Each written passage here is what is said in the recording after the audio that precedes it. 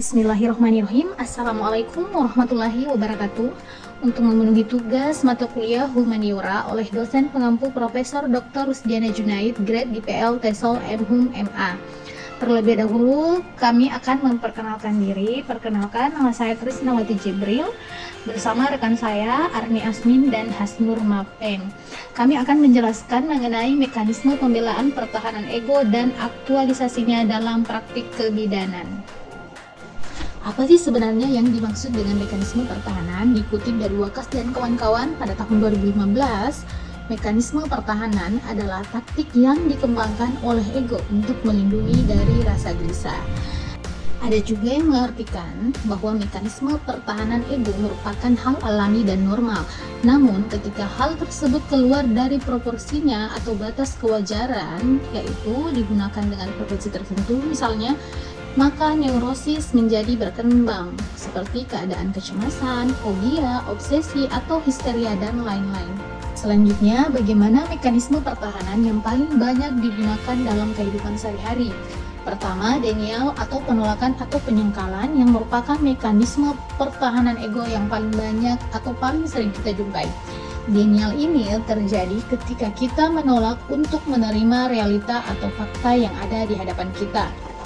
Contohnya, kita sendiri atau bahkan orang lain yang melakukan suatu perbuatan buruk kemudian kita ketahuan, pada umumnya pasti kita akan berusaha melakukan penyangkalan. Kedua, yaitu represi atau repression, yang didefinisikan sebagai upaya individu untuk menyingkirkan frustasi, tekanan, konflik batin, mimpi buruk, krisis keuangan, dan sejenisnya yang menimbulkan kecemasan. Contohnya, kita cenderung untuk tidak berlama-lama atau mengenang hal-hal yang tidak menyenangkan, bahkan membuang memori-memori yang tidak menyenangkan dari otak kita dibanding hal-hal yang menyenangkan. Yang ketiga yaitu proyeksi atau projection, yang mana kita mungkin pernah merasa perasaan atau pikiran yang mengganggu terhadap satu orang spesifik. Pada kasus tertentu, kita memproyeksikan perasaan kita menjadi kebalikannya. Contohnya, sebenarnya kita yang tidak menyukai teman baru kita, tapi alih-alih menerimanya, namun kita memilih untuk mensugesti atau meyakinkan diri kita bahwa mereka yang tidak yaitu perpindahan atau displacement, yang mana kita menyalurkan rasa emosi dan frustasi yang kuat terhadap seseorang atau sesuatu yang tidak memiliki dampak terhadap diri secara negatif. Cara tersebut dapat memenuhi impuls kita dalam bereaksi tanpa harus menanggung risiko yang berat. Contohnya, kita melampiaskan amarah kita ke adik kita misalnya, karena mengalami sesuatu hal yang buruk di kampus ataupun di sekolah. Padahal setelah dipikir, adik kita nggak ada hubungannya dengan apa yang telah terjadi pada kita atau membuat hari kita yang buruk. 5. Regresi atau regression. Orang yang merasa terancam atau gelisah mungkin secara tidak sadar melakukan pelarian dengan cara yang sama dengan perilaku saat masih kecil. Contoh, mendengar bahwa dirinya mengalami sakit berat, seorang sering menggigit kuku, enggan membersihkan diri, perawatan diri tidak dilakukan karena merasa sebentar lagi akan meninggal. 6. Rasionalisasi atau rationalization. Rasionalisasi sering dimaksud sebagai usaha individu untuk mencari-cari alasan yang dapat diterima secara sosial untuk membenarkan atau menyembunyikan perilaku yang buruk. Contoh, seorang anak yang menolak bermain bulu tangkis dengan temannya karena kurang enak badan atau besok ada ulangan padahal takut kalah. 7. Sublimasi atau sublimation. Mekanisme pertahanan diri yang dikatakan cukup positif karena orang yang melakukan mekanisme tersebut memilih untuk menyalurkan emosi atau perasaan yang kuat terhadap benda atau aktivitas yang aman dan tepat. Contoh, kamu memilih untuk berolahraga setelah mengalami hari dengan penuh frustasi. 8. Pembentukan reaksi. Individu dikatakan mengadakan pembentukan reaksi adalah ketika dia berusaha menyembunyikan motif dan perasaan yang sesungguhnya, mungkin dengan cara represi atau supresi, dan menampilkan ekspresi wajah yang berlawanan dengan yang sebetulnya. Contoh, seorang anak yang tertawa bersama teman-temannya, padahal ia mencoba menyembunyikan ekspresi sedih karena masalah yang ia hadapi di rumah.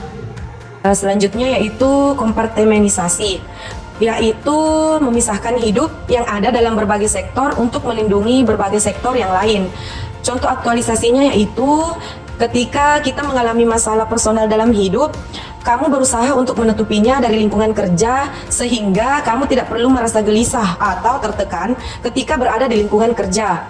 Selanjutnya, intelektualisasi, yakni ketika mengalami masa sulit, orang dengan mekanisme pertahanan intellectualization cenderung untuk berpikir tentang kejadian tersebut dengan cara memahami dan mempelajari kejadian tersebut.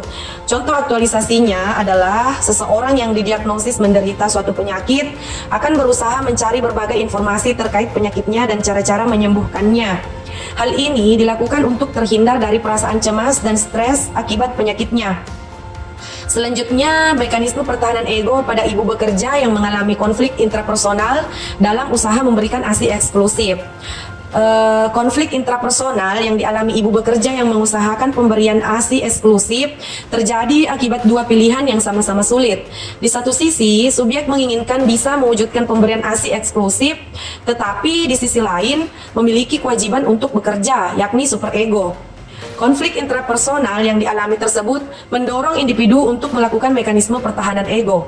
Individu berharap dengan melakukan mekanisme pertahanan ego tersebut, konflik intrapersonal yang dialami bisa teratasi. Nah, jadi kita bisa menarik kesimpulan yaitu mekanisme pertahanan ego merupakan strategi psikologis yang dilakukan seseorang untuk melindungi egonya. Mekanisme ini muncul secara sadar maupun tidak sadar ketika seseorang berusaha untuk melindungi ego atau diri atau pikiran dari kecemasan yang antara lain dipicu karena adanya reaksi sosial yang tidak menyenangkan. Mekanisme pertahanan ego merupakan strategi psikologis yang dilakukan untuk mempertahankan citra diri. Istilah ini dicetuskan oleh Sigmund Freud, seorang psikoanalisis dari Austria.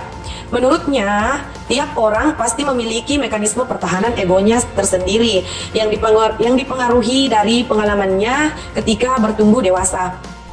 Cukup sekian dari kami. Wassalamualaikum warahmatullahi wabarakatuh. Thanks for watching.